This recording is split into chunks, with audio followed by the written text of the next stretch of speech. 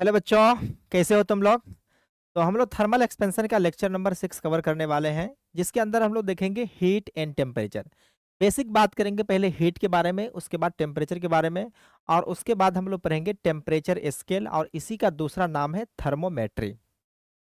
तो एक एक कर करके हम लोग कवर करते हैं कि पहले हीट का फील लो कि एक्चुअल में हीट क्या है। चलो, हीट क्या है। सबसे पहले तुम तो ये बताओगे सर हीट क्या है। It is a form of energy. बिल्कुल सही तुम्हारा बात है, इसमें कोई दिक्कत नहीं है, ये फॉर्म ऑफ एनर्जी है। हीट है, it is a form of energy. It is a form of energy. बिल्कुल सही जवाब, इसमें कोई समस्या नहीं है। तो ये क्या, हीट जो हमारा है वो एक एनर्जी का फॉर्म है। लेकिन एक्चुअल में हीट, जैसे कि हम तुम्हें समझाते हैं कि हीट और वर्क दोनों अलग अलग टर्म नहीं है, बल्कि एक ही जैसा है। जैसे कि हम बात कर लें वर्क, वर्क, और दूसरा बात कर लेते हैं हीट।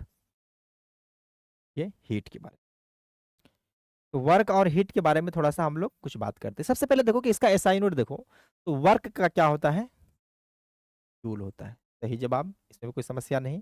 इसका भी जूल होता है, और दूसरा कैलोरी भी होता है। अब ये नहीं कहें कि हम जूल का दूसरा नाम कैलोरी है, बस ये बता रहे हैं कि हीट का और वर्क का दोनों का यूनिट सेम है, और दोनों का काम भी सेम है। दोनों का काम भी सेम है। वर्क भी क्या करता है, way of transfer of energy. इसका काम क्या होता है कि ये तरीका है एनर्जी को ट्रांसफर करने का, वे ऑफ ट्रांसफर ऑफ एनर्जी। ये है way of transfer of energy. क्या है ये, एनर्जी को ट्रांसफर करने का एक तरीका है। लेकिन इसमें तरीका में क्या होता है कि हमको ऑब्जेक्ट के ऊपर वर्क करने के लिए फोर्स लगाना पड़ता है। कहने का मतलब है कि उसको डायरेक्ट या इनडायरेक्ट उसके कांटेक्ट में आने की जरूरत पड़ती है। कांटेक्ट में जब आते हैं और फोर्स के डायरेक्शन में, जनरली तुम वर्क पावर एनर्जी में पढ़ा होगा कि किसी भी ऑब्जेक्ट पे वर्क कब होती है, जब जिस डायरेक्शन में फोर्स लगाए हैं उस डायरेक्शन में कोई कंपोनेंट डिस्प्लेसमेंट का अगर है, तो हम समझेंगे वर्क हो रहा है। तो यही बेसिक डेफिनेशन वर्क का था। तो ये जो वर्क है वो वे ऑफ ट्रांसफर ऑफ एनर्जी है, लेकिन ये कैसा है, मैकेनिकल वे है। ये क्या है, मैकेनिकल वे। लेकिन ये भी सेम बात है, ये भी वही कह रहा है कि ये भी way of transfer of energy है, way of transfer of energy. लेकिन इसमें कह रहा है कि बिना फोर्स लगाए, बिना डिस्प्लेसमेंट किए हम लोग एनर्जी का ट्रांसफर कर देंगे। तुम पूछोगे सर हाउ, नॉन मैके, तुम्हारा क्वेश्चन होना चाहिए हाउ, ये कैसे पॉसिबल है कि बिना वर्क की, मतलब बिना फोर्स लगाए, बिना डिस्प्लेसमेंट किए हम लोग कैसे वर्क कर सकते हैं। तो इसका एग्जाम्पल हम तुमको बताते हैं। सबसे पहले थोड़ा सा हम लोग बात कर लेते हैं टेम्परेचर के बारे में। टेम्परेचर क्या है, हम लोग हीट के पास लौट करके आते हैं, लेकिन उससे पहले टर्म तुमको हम बताते हैं कि टेम्परेचर। जैसे टेम्परेचर, ये टेम्परेचर है क्या। तुम बचपन में पढ़ के बैठा है कि it is a degree of hotness और कोल्डनेस ऑफ द बॉडी। किसी भी बॉडी का हॉटनेस और कोल्डनेस को जो बताता है उसको हम लोग टेम्परेचर कहते हैं। ये बिल्कुल सही है, ये तुम्हारा डेफिनेशन में हम ये नहीं करें कि गलत पढ़े हो, बिल्कुल सही पढ़े हो। It is a degree of hotness और coldness of body, coldness of. ये डेफिनेशन तुम्हारा गलत नहीं है, लेकिन जब तुम बच्चे थे, छोटे से बालक थे, तो उस समय ये डेफिनेशन बहुत अच्छा बात था। लेकिन अब हम लोग टेम्परेचर के बारे में थोड़ा सा और बात जानेंगे। एक्चुअल में ये टेम्परेचर आखिर होता क्या है। जैसे कि अगर हम मान लें कि हमारे पास एक बॉडी है, क्या है, बॉडी है। एक ये बॉडी ले लिए, ये अपने पास बॉडी है। चलो ये बॉडी कल इस तरह से ले लिए। अब इसके अंदर बहुत सारा, ये क्या है, एक अपने पास बॉडी है, कोई भी बॉडी हो सकता है, ये मान लिया कि एक सॉलिड बॉडी है, तो इसके अंदर बहुत सारे मॉलिक्यूल्स होंगे, क्या होंगे, बहुत सारे मॉलिक्यूल होंगे।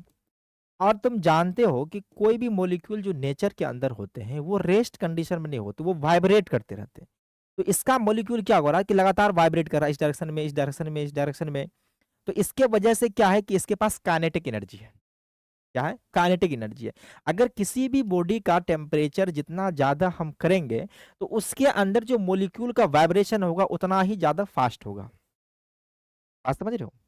तो प्रत्येक मॉलिक्यूल को, अगर हम एक मॉलिक्यूल को देख लिए, जैसे कि ये मॉलिक्यूल है, ये मॉलिक्यूल को जाने का डायरेक्शन इस तरफ है, इस तरफ है, इस तरफ है, इस तरफ है, मतलब हर डायरेक्शन में ये जो है सो ऑसिलेट कर रहा है, जैसे समझो जुम जुम जुम जुम करके ऑसिलेट कर रहा है। तो ये एक मॉलिक्यूल को हम ध्यान से देखिए तो उसके पास ठीक ठाक काइनेटिक एनर्जी है। समझ रहे बात? तो यही टेम्परेचर का जो एक्चुअल डेफिनेशन जो अब हम लिखने वाले हैं वो ये है। ये अब हम लोग एक्चुअल में जो जानते हैं वही है। It is a average kinetic energy of each molecule। बात समझ में आ गई?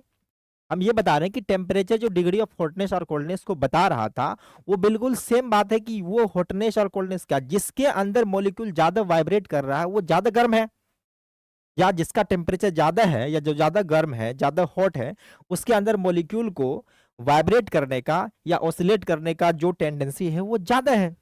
अगर ज्यादा टेंडेंसी है तो वही तो हम कह रहे हैं कि टेम्परेचर उसका ज्यादा है। क्लियर है? कि अगर किसी मॉलिक्यूल के बीच, देखो अगर हम लोग बात करें तो अपने सिलेबस में खास करके 11th के फिजिक्स में, 11th के फिजिक्स में हम लोग ज्यादातर आइडियल गैस पढ़ते हैं। तो आइडियल गैस मॉलिक्यूल या आइडियल मॉलिक्यूल जो है वो, उनके अंदर हम काइनेटिक एनर्जी ही सिर्फ कंसिडर करते हैं। क्यों करते हैं? क्योंकि हम लोग जानते हैं कि उसके बीच का पोटेंशियल एनर्जी होता है वो नेग्लिजिबल होता है। तो जनरली हम इस काइनेटिक एनर्जी को हम हटा भी दें, इसको रिमूव कर दें, तो ये कह देंगे average energy of each molecule. तो ये भी बात सही हो सकता है। तो फिलहाल हम काइनेटिक एनर्जी इसलिए बताएं कि यहाँ पे कोई मॉलिक्यूल अगर वाइब्रेट कर रहा है तो वाइब्रेट करने की वजह से उसका मॉलिक्यूल के पास स्पीड है, स्पीड से क्या आएगा, काइनेटिक एनर्जी आएगा। अगर काइनेटिक एनर्जी जितना ज्यादा, टेम्परेचर उतना ज्यादा, उल्टा भी कहो, टेम्परेचर ज्यादा तो काइनेटिक एनर्जी ज्यादा है। तो अब यहाँ से हम बात तुमको बता रहे हैं कि जैसे कि अपने पास दो बॉडी है, फिर से ले लेते हैं, ये दो बॉडी है,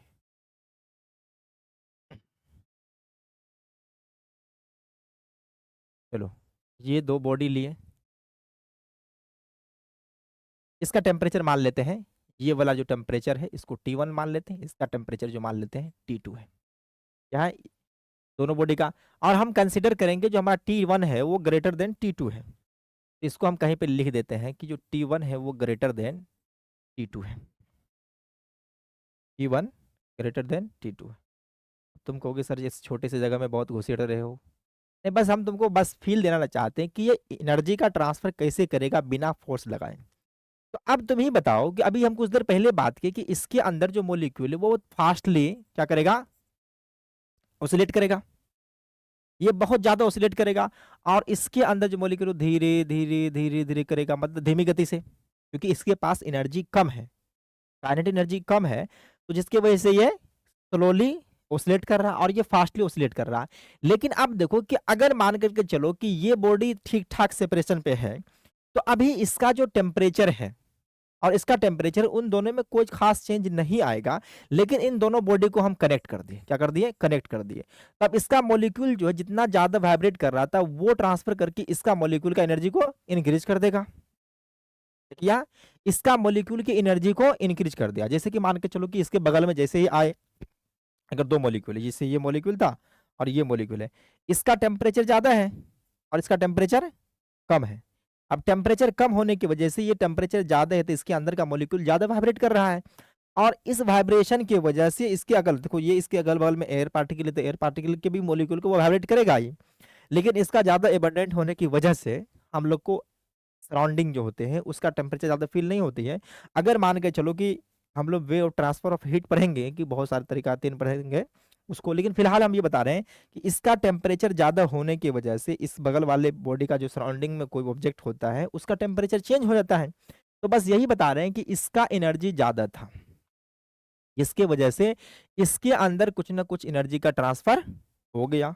अब जो ट्रांसफर हुआ है वो इसमें तो हम कोई वर्क नहीं किए हैं, यहाँ पे कोई वर्क नहीं किया है। तो ये जो ट्रांसफर ऑफ एनर्जी हुआ ये किस तरीका से हुआ, ये हीट की वजह से हुआ, due to transfer of heat. तो ये जो तरीका है वर्क को करने का, इस बॉडी का टेम्परेचर ज्यादा था, इस बॉडी का टेम्परेचर कम था, तो एक बॉडी का टेम्परेचर हाई था, टेम्परेचर हाई होने के बीच दूसरी बॉडी का टेम्परेचर लो है जिसके पास एनर्जी का ट्रांसफर हो गया है। अब ये ट्रांसफर जो हुआ है, हीट का ट्रांसफर हुआ है, उसके लिए हम लोग पढ़ेंगे तरीका, कंडक्शन है, कन्वेक्शन है और रेडिएशन भी है। लेकिन बस ये समझो कि बिना वर्क किए तो ये एनर्जी का ट्रांसफर कर दिया। तो बस यही हम बताना चाह रहे थे कि जो अपना हीट है वो non mechanical way of transfer of energy है। क्लियर है? तो आई थिंक थोड़ा सा तो फील आया होगा कि हीट अब क्या है। तो आगे बढ़े हम लोग, चलो। उसके बाद थर्मोमेट्री है। थर्मोमेट्री का काम क्या होता है, मेजर टेम्परेचर। इसका काम क्या होता है, टू मेजर टेम्परेचर। तुम्हें जो बुखार वगैरह कभी कभार लगता है तो उसका टेम्परेचर को मेजर करने के लिए हम तुम लोग क्या करते हो इस्तेमाल, तुम क्या सब हम सब भी मिलकर करते हैं, उसमें इस्तेमाल करते हैं थर्मामीटर का। तो ये थर्मोमेट्री क्या है कि इसका काम ही होता है मेजरमेंट करना टेम्परेचर का। तो देखो अब ये टेम्परेचर जो होते हैं वो अलग अलग स्केल पे होते हैं। तो बेसिकली हम लोग जानते हैं तीन तरह के स्केल, एक डिग्री सेल्सियस, दूसरा डिग्री फ़ारेनहाइट, और केल्विन बेचारा पढ़ा लिखा नहीं है इसलिए उसको हम लोग सीधा केल्विन कर दिए, ये बोल दिए। ये दोनों के पास तो ठीक ठाक पढ़ा लिखा था इसलिए डिग्री आ गया, केल्विन अनपढ़ है उसके पास डिग्री नहीं है। ऐसी कोई बड़ी बात है नहीं, हम बस वैसे ही बता रहे हैं। तो देखो अपने पास तीन स्केल है टेम्परेचर को मेजर करने का, तो अब इसमें कन्वर्ट कैसे करेंगे, इसमें कन्वर्ट कैसे करेंगे। तो देखो यहाँ पे एक चालाकी खेला जो भी समझो। तो यहाँ पे इसके बीच रिलेशन एस्टेब्लिश करने के लिए वाटर को लिया, सीधा क्या लिया है, वाटर को लिया इन्होंने, उसका दो पॉइंट जो है उसको फिक्स कर दिया। इसका बॉइलिंग पॉइंट, इसका बॉइलिंग पॉइंट, एक अपर इसको कहते हैं अपर फिक्स पॉइंट, इसको बोलते हैं U F P, upper fix point. ये U F P for upper fix point कह सकते हैं, इसको हम लोग कहते हैं बॉइलिंग पॉइंट। और इसको चाहो तो, हालांकि नेक्स्ट पेज में हम लिखे हुए हैं, इसमें कोई समस्या की बात नहीं है, बस समझो यहाँ हम बता रहे हैं तो अभी तो तुमको पता चल ही जाएगा। लेकिन इस यू एफ पी का अगले पेज में हम थोड़ा सा लिखवा करके ला दिए हैं ताकि तुम्हें कन्फ्यूजन नहीं हो।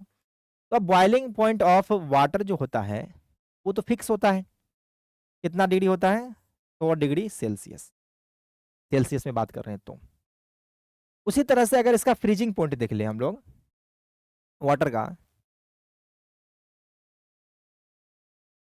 फ्रीजिंग पॉइंट, फ्रीजिंग पॉइंट भी पता है तुम्हें कितना होता है, 0 डिग्री सेल्सियस। ये किस में, डिग्री सेल्सियस में, ये डिग्री सेल्सियस में। अगर हम इसको फ़ारेनहाइट में पूछें तो फ़ारेनहाइट में जो अपना ये स्केल लेके बैठे हुआ है ये कह रहा है कि 32 डिग्री फ़ारेनहाइट जो है वो इसका है फ्रीजिंग पॉइंट, किसका, वाटर का। हम लोग किसको रेफरेंस माने हैं, वाटर को लेके चल रहे हैं। तो ये जो फ्रीजिंग पॉइंट है वाटर का ये बताया फ़ारेनहाइट में 32 डिग्री सेल्सियस, 32 डिग्री फ़ारेनहाइट। लेकिन ये जो ऊपर बताया कहा कि हम 212 डिग्री फ़ारेनहाइट पे इसको बॉयल करेंगे, इसका भी अपना फंडा है। लेकिन जब हम आते हैं केल्विन के पास, कहते हैं भाई तुम क्या कहना चाहते हो, तो इसका भी अलग ड्रामा। ये कहा 273.5 केल्विन पे हम पानी को फ्रीज कर देंगे। उसी तरह से यहाँ पे देखें तो ये जो कहा 373.15 होता है ये, अरे रुको एक मिनट, 15 केल्विन। पढ़ा लिखा नहीं था, इसके पास कोई डिग्री नहीं है, याद रखना। तो 373.15 केल्विन पे ये कर दिया फ्रीज, सॉरी बॉयल कर दिया। तो अब इसको हम लोग जानते हैं कि इसको हम लोग किसे मानते हैं, डिग्री सेल्सियस में, इसको किसे मानते हैं, फ़ारेनहाइट में, और इसको हम लोग कहते हैं केल्विन। तो अब इसमें रिलेशन हम कैसे एस्टेब्लिश करें, इसमें रिलेशन एस्टेब्लिश कैसे करें? तो इसके लिए हम तुम्हें थोड़ा सा एक छोटा सा ग्राफ बताना चाहते हैं। इस ग्राफ को लेकर के हम यहाँ पे देखो, एक बताते हैं किसके बीच, सेल्सियस, डिग्री सेल्सियस और फ़ारेनहाइट के बीच, तो उसके कोरस्पॉन्डिंग हम इसको भी कर लेंगे। तो बढ़े आगे, तो देखो नेक्स्ट पेज हमको लेना ही पड़ेगा, नेक्स्ट पेज ले लेते हैं। तो यहाँ पे देखो ध्यान से, तो हम जब ग्राफ ले रहे हैं तो इस पे ये अपना वाई एक्सिस हुआ और यहाँ हुआ एक्स एक्सिस। तो वाई एक्सिस के ऊपर रखते हैं हम डिग्री फ़ारेनहाइट, इस पे रखते हैं डिग्री सेल्सियस। अब जब देखेंगे वाटर का फ्रीजिंग पॉइंट, तो वाटर का फ्रीजिंग पॉइंट कहा 0 डिग्री सेल्सियस और ये जो कहा 32 डिग्री फ़ारेनहाइट। जब 0 है तो ये कितना है, 32 डिग्री फ़ारेनहाइट, ये 0 पे। जब इसका वैल्यू 100 डिग्री सेल्सियस हुआ, कितना हुआ, 100 डिग्री, हालांकि डिग्री फ़ारेनहाइट तो लिख ही दिए हैं, तो सिर्फ हम न्यूमेरिकल वैल्यू को कंसिडर करेंगे। यहाँ पे 32 लिख दिए और यहाँ पे क्या लिख दिए, 100, मतलब 100 डिग्री सेल्सियस हो गया। तो जब ये 100 हुआ तो इसका वैल्यू कह रहा है कि हमको 220, तो यहाँ पे रख दिए, तो 212, 220 नहीं 212, इसका वैल्यू 212 है। तो अब तुम यहाँ से ध्यान से देखो, थोड़ा डिजिटल बोर्ड का हम लोग सहारा लेते हुए काम कर रहे हैं कि ये तुम्हारा इस तरह का वैल्यू हुआ और वो थोड़ा सा मैच करा देते हैं। चलो, तो यहाँ पे हम तुम्हें एक ट्रायंगल बना करके बताते हैं। चलो भाई देख ध्यान से तुम इधर, ये एक ट्रायंगल है,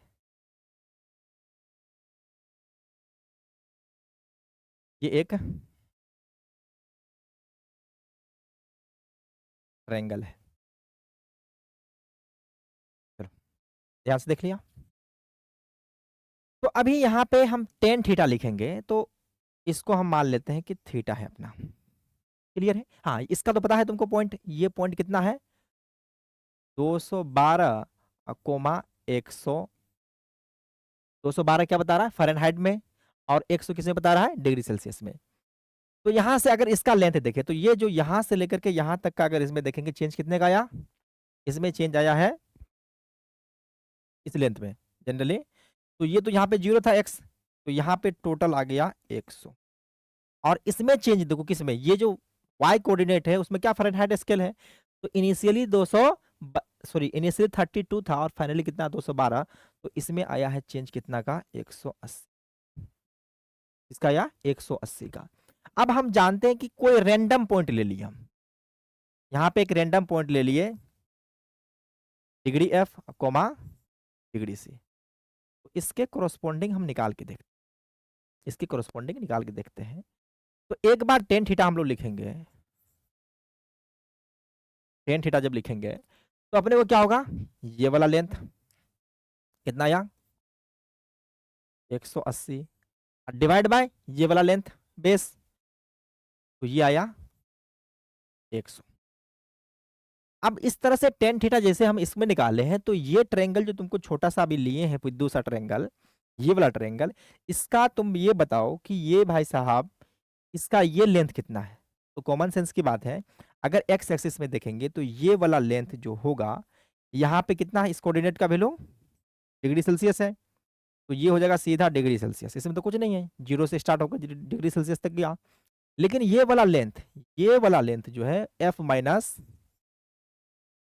32 है, एफ माइनस 32, तो डिग्री वेरी को भी छोड़ते हैं सीधा। तो अब देखो जो एफ माइनस 32 बाय सी, तो ये लेंथ डिवाइड बाय ये लेंथ, तो इसको हम लोग बोलेंगे एफ माइनस सॉरी ऊपर F minus 32 divide bye C।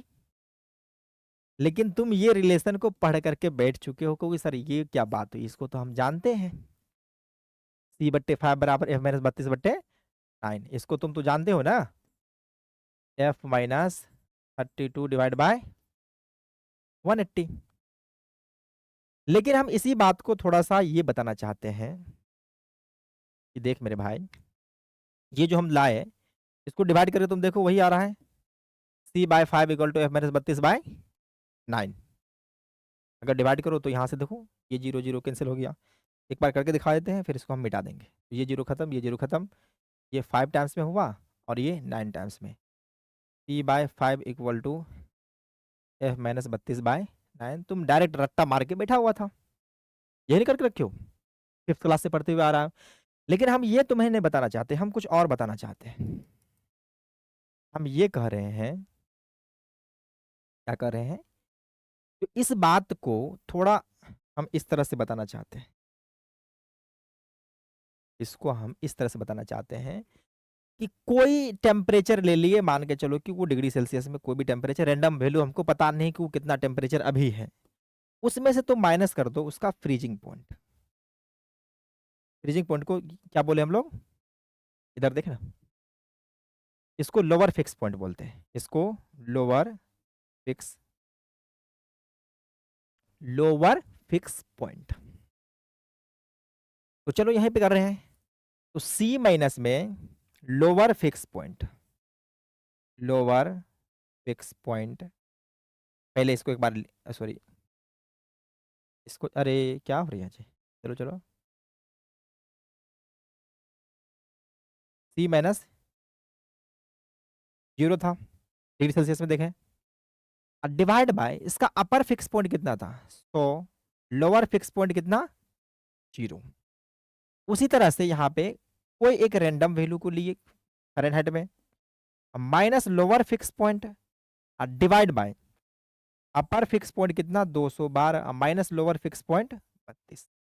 तो वो सेम वैसा ही है। तो यहां से इन्होंने फॉर्मूला बता दिया कि फॉर एनी स्केल, ये कहा फॉर एनी स्केल, कोई भी दुनिया का स्केल क्यों ना हो, उसका टेम्परेचर को सीधा मान लिया कि T माइनस में फ्रीजिंग पॉइंट, जिसको हम लोग बोलते हैं lower fix point, divide by upper fix point minus में लोअर फिक्स पॉइंट, ये कर दिया। ये कांस्टेंट होता है, ये क्या होता है, ये हमेशा कांस्टेंट होगा। किसी भी टेम्परेचर, कोई भी स्केल ले लो, चाहे डिग्री सेल्सियस, सॉरी सेल्सियस का ले लो, फ़ारेनहाइट का ले लो, चाहे केल्विन का ले लो, और चाहे तो तुम अपना XYZ मान लो, बात समझ रहे हो। तो इसको इन्होंने कह दिया कांस्टेंट, किसी भी स्केल का हो, किसी भी टेम्परेचर में हो, कोई भी मतलब स्केल हो, फ़ारेनहाइट हो, सेल्सियस हो, चलो एक अलग टाइप का हम लोग मानेंगे कि र्यूमर स्केल है जिसका हमको पता नहीं है, तो उसका भी किसी टाइम पे निकाला गया कि टेम्परेचर मान लो किसी भी जगह पे x है, तो x minus lower fix point divide by upper fix point minus में लोअर फिक्स पॉइंट करो, तो उसका रेशियो कांस्टेंट आएगा। तो यही बात यहाँ पे इन्होंने बता दिया कि कोई भी टेम्परेचर हो। तो इसी बात को हम थोड़ा सा आगे लिखे हुए हैं, क्या लिखे हैं, आगे लिखे हुए हैं, टाइप करवा के लाए हुए हैं, देखो यहाँ। तो कह रहा है कि टू कंस्ट्रक्ट कह रहा है to construct scale of temperature, 2 fix point are taken, 2 fix point लिया है। First fix point is the freezing point, पहले जो लिया वो फ्रीजिंग पॉइंट ऑफ वाटर लिया, जिसको हम लोग कहते हैं लोअर फिक्स पॉइंट LFP। अगर तुम्हें उस पेज में अगर तुम रिवाइज करो, उससे मैं कंफ्यूज कर जाओगे कि सर ये क्या था, तो lower fix point that is freezing point, and second fix point is the boiling point of the water, is called upper fix point, जिसको हम लोग शॉर्ट फॉर्म में UFP बोलते हैं। क्या बोलते हैं, UFP। तो आपका सेंटीग्रेड हो या जिसको सेल्सियस भी कहते हैं, फ़ारेनहाइट हो, चाहे Kelvin, are commonly used scale. तो आप इसके लिए करेंगे क्या कि अब हम मान लेते हैं कि हमको चाहिए टेम्परेचर जो है वो डिग्री सेल्सियस में, तो टेम्परेचर डिग्री सेल्सियस में हम यहाँ पे शॉर्ट फॉर्म में T/C कर दिए, माइनस में 0 लोअर फिक्स पॉइंट, इसका अपर फिक्स पॉइंट कितना 100 माइनस में 0, ये कांस्टेंट होगा सारे स्केल के लिए। तो फ़ारेनहाइट के पास भी आए और बोल दे कि चलो भाई साहब इसको हम लोग TF कर दिए, ऐसा कर देते ना। रुको रुको 1 मिनट।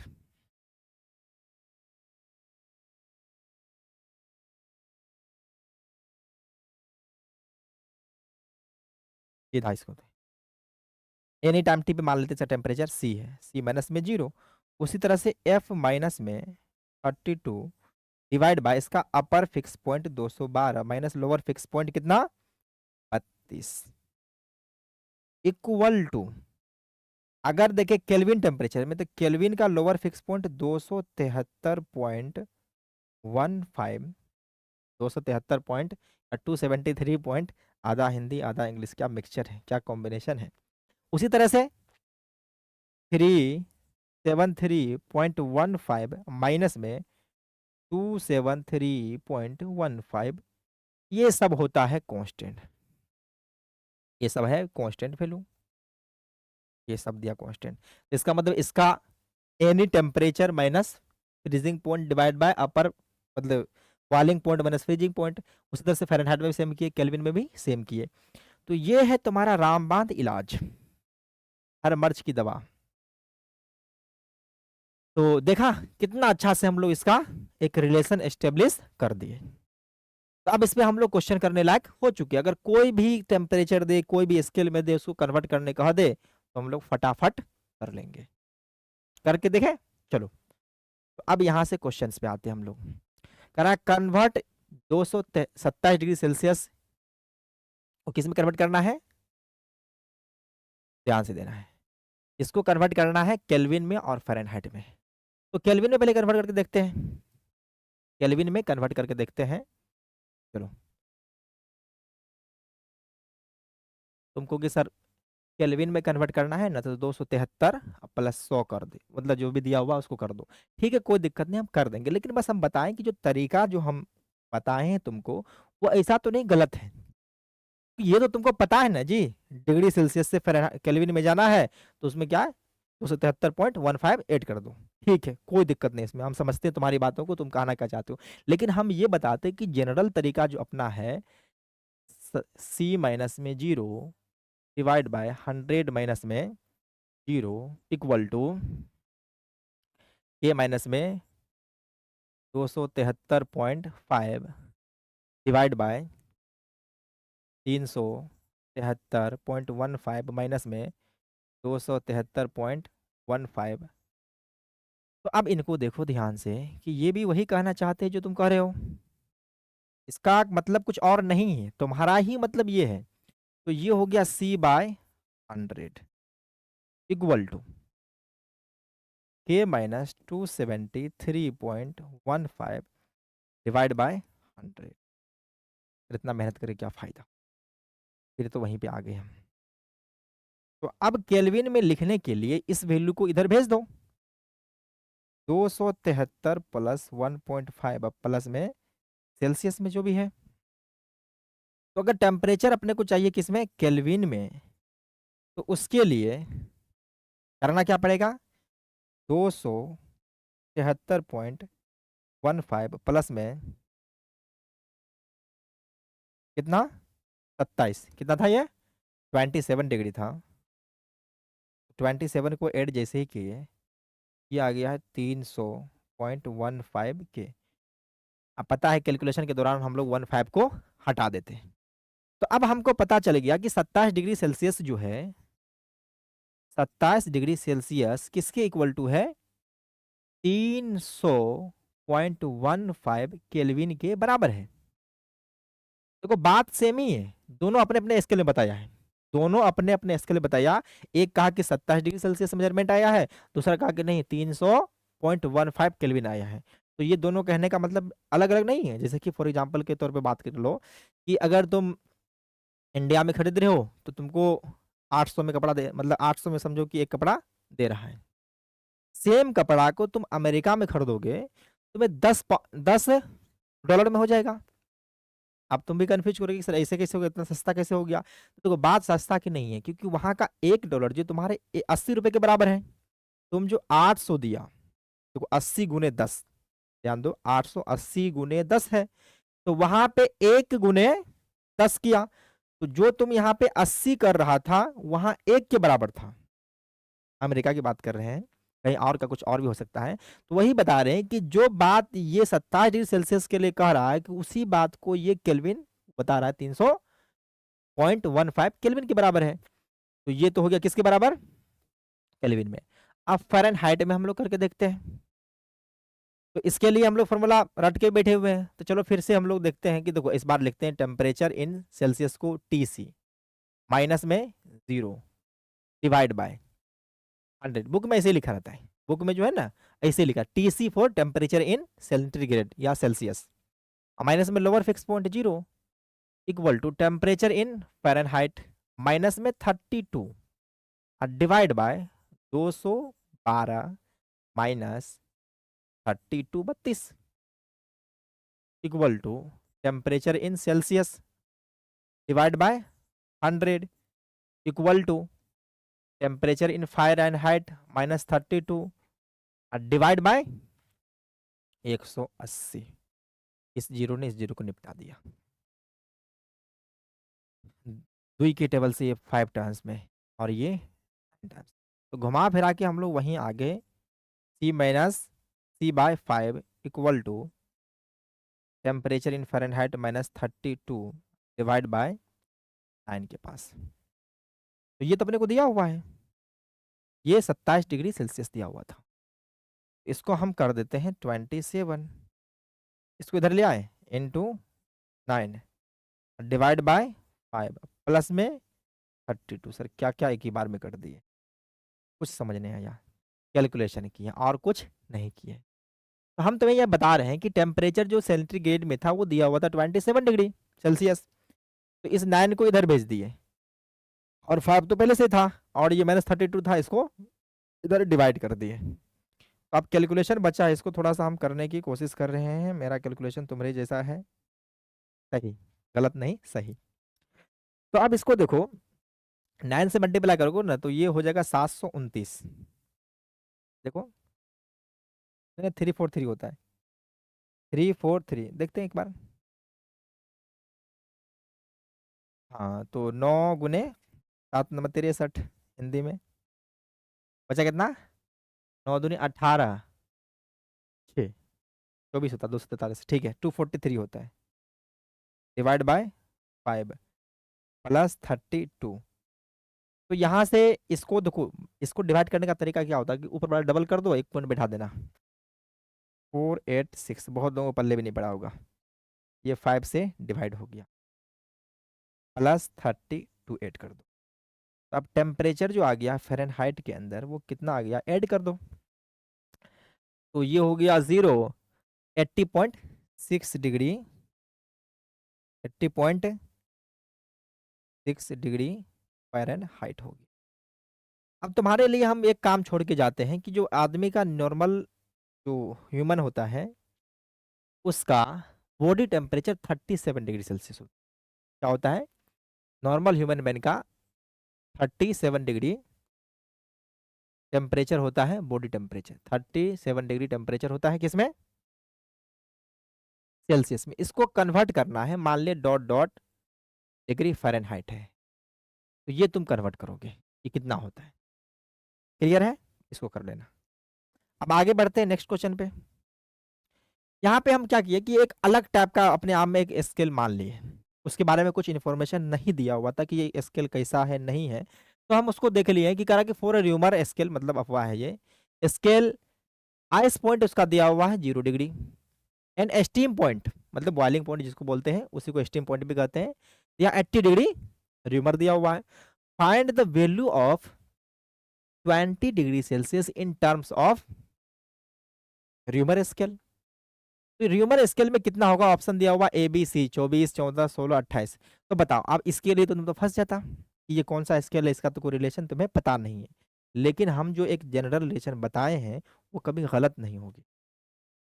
क्या बताए हैं, ये बताए हैं कि किसी भी स्केल का हो उसका किसी भी पॉइंट पे लो, उसका फ्रीजिंग पॉइंट को माइनस करो तो 0 डिग्री सेल्सियस है, डिवाइड बाय इसका अपर fix point 100 degree Celsius minus में 0 डिग्री सेल्सियस इक्वल टू जो टेम्परेचर इन र्यूमर स्केल है उसको TR मान लेते हैं। इसका लोअर फिक्स पॉइंट कितना दिया हुआ है, देखो 0 डिग्री दिया हुआ है, तो कोई दिक्कत नहीं, 0 मान लेते हैं। अपर फिक्स पॉइंट 80 दिया हुआ है, ये र्यूमर में था, डिग्री र्यूमर था, माइनस में 0 डिग्री। तो ये RR को हटाओ, ये CC को हटाओ, उससे कोई मतलब अपने को नहीं है। अपने को मतलब है जो ये कन्वर्ट होकर कितना आएगा, तो इसका वैल्यू तुम्हें दिया हुआ है 20 डिग्री सेल्सियस। 20 डिवाइड बाय तो इक्वल टू टेम्परेचर इन वही स्केल जो हमको चाहिए, माइनस में 0 तो हटाओ उसको, ये कितना हो गया 80। इसको इसको डिवाइड करो, इसको इसको डिवाइड करो, तो यहाँ से हमको TR जो मिल रहा है, temperature in rumour scale 16 degree rumour. तो एक अलग टाइप का स्केल मान लिए हम, मेरी मर्जी कुछ भी कर सकते हैं। तो यहाँ पे जो ऑप्शन अपने को करेक्ट मिला वो कौन सा ऑप्शन, C मिला। देखा, ये बस लॉजिक है, फंडा है, ये फंडा को हम लोग लगाएंगे हमेशा आंसर सेम आएगा और सही भी आएगा। उसके बाद देखो यहाँ पे थोड़ा सा एक अलग टाइप का वैल्यू है, कारण if the temperature is changes from 30 degree Celsius to 60 degree Celsius, find the value of delta T in Kelvin scale and Fahrenheit scale. तो इसके लिए हम लोग फिर से तरीका वही अपनाएंगे। तो वैसे करने के लिए तुम कर लो कि 30 डिग्री को तुम कन्वर्ट करो किस में, केल्विन में, फिर इस 60 डिग्री को कन्वर्ट करो किस में, केल्विन में, और उन दोनों को कन्वर्ट कर दो, सब्ट्रैक्ट करो। उसके बाद चाहो तो तुम इसको डायरेक्ट फ़ारेनहाइट में कन्वर्ट कर सकते हो। 30 डिग्री सेल्सियस इक्वल टू कितना फ़ारेनहाइट, ये तरीका है एक। इसको कन्वर्ट करो तो इसके बदले कुछ आएगा फ़ारेनहाइट और इसके बदले भी कुछ आएगा फ़ारेनहाइट, तो उससे भी तुम करोगे तो आएगा आंसर। लेकिन हम लोग इतना क्यों मेहनत करें, क्योंकि अपने पास तो दिमाग है। तो हम लोग मानते हैं कि 2 पॉइंट है, जिसको आइस पॉइंट एक मानते हैं, आइस पॉइंट, एक है अपना स्टीम पॉइंट, जिसको बॉइलिंग पॉइंट कहते हैं, स्टीम पॉइंट। अगर हम डिग्री सेल्सियस में देखें, इसमें देख रहे हैं डिग्री सेल्सियस में, तो 0 डिग्री से कितना चेंज हुआ, 100 डिग्री सेल्सियस। उसी तरह से अगर हम केल्विन स्केल में देखते हैं, इसमें देखते हैं केल्विन स्केल में, तो ये 273.15 केल्विन से कितना चेंज होता है, 373.3 सॉरी 15.15 केल्विन। अब तुमको कि सर इससे आसान तरीका तो वही जो बता रहे हैं, हम बस ये बता रहे हैं कि इसमें कितना का चेंज आया है। डेल्टा C कितना आया है, 100 का। इसमें डेल्टा K कितना का आया है, 100 का। देखो, तो पहले चलो इसको कन्वर्ट कर लेते हैं, उसके बाद हम इस पे आएंगे। देखो ध्यान दो, यहाँ पे 100 डिग्री सेल्सियस में कितना का चेंज हुआ, 100 केल्विन का। तो 1 डिग्री सेल्सियस में कितना का चेंज आएगा, 1 केल्विन का। 30 डिग्री सेल्सियस में कितना चेंज आएगा, यहाँ पे देखो 30 कितना चेंज इसमें आया है, 30 का चेंज आया है, 30 डिग्री सेल्सियस का चेंज आया है। तो 30 डिग्री सेल्सियस में कितना का चेंज आया, उसके कोरस्पॉन्डिंग 30 केल्विन इसमें चेंज आ जाएगा। तो आंसर क्या हो गया अपना, 30 केल्विन चेंज। अगर डिग्री सेल्सियस में सेम चेंज आया, मतलब 30 डिग्री सेल्सियस में चेंज आया है डिग्री सेल्सियस में, तो 30 डिग्री चेंज किसमें आएगा, केल्विन में, सॉरी 30 केल्विन आएगा। 30 इसमें चेंज हुआ तो केल्विन में भी सेम चेंज हुआ। अब इसमें देखते हैं फ़ारेनहाइट स्केल में इसका क्या ड्रामा है। तो इसका लोअर फिक्स पॉइंट होता है 32 डिग्री फ़ारेनहाइट। ये फ़ारेनहाइट स्केल के लिए कर रहे हैं हम लोग। तुम बोलोगे सर हर बार फ़ारेनहाइट बोलते हैं, स्पेलिंग एक बार भी नहीं लिखते हैं, लो लिख दिए। और ये सही है, गलत नहीं है, सही है। लिखा था वो जो टैप करवाए थे ना, उसमें लिखा हुआ था, अगर ध्यान देता तुम लोगों को पता चलता। 212 डिग्री फ़ारेनहाइट। तो इसमें डेल्टा F कितना का चेंज आया है, तो देखो 180 का आया है। तो अब यहां से हम ये बताना चाहते हैं, अगर 100 चेंज आता है किसमें, डिग्री सेल्सियस में, डिग्री सेल्सियस में 100 का चेंज आया, कितना का चेंज आया, 100 का चेंज आया, तो उसके कोरस्पॉन्डिंग फ़ारेनहाइट में कितना का चेंज आया? 180 डिग्री फ़ारेनहाइट का, 180 डिग्री फ़ारेनहाइट का आया है। तो 1 डिग्री सेल्सियस में कितना चेंज आएगा ये? 1 डिग्री सेल्सियस चेंज हुआ तो फ़ारेनहाइट स्केल में कितना चेंज हो जाएगा? 1.8 degree Fahrenheit change, 1.8 degree Fahrenheit. अगर तुम चाहो तो इसको याद भी कर सकते हो। 100 में चेंज 180 है तो एक में चेंज कितना? 1.8 आया। तो इसमें कितना चेंज आया? 30 का चेंज आया है। तो इसमें अगर 30 का चेंज आया है तो इसमें कितना आएगा? मल्टीप्लाई कर, 18 या 54 इतना। और यही अपना आंसरवा है। क्या है ये? आंसरवा है।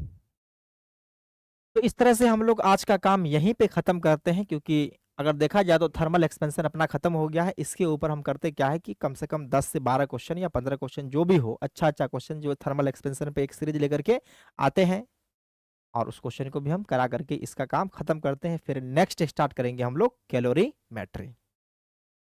तो तुम्हें बोलना चाहेंगे हम थैंक यू। तो पढ़ाई करते रहो अच्छी तरह से। Take care and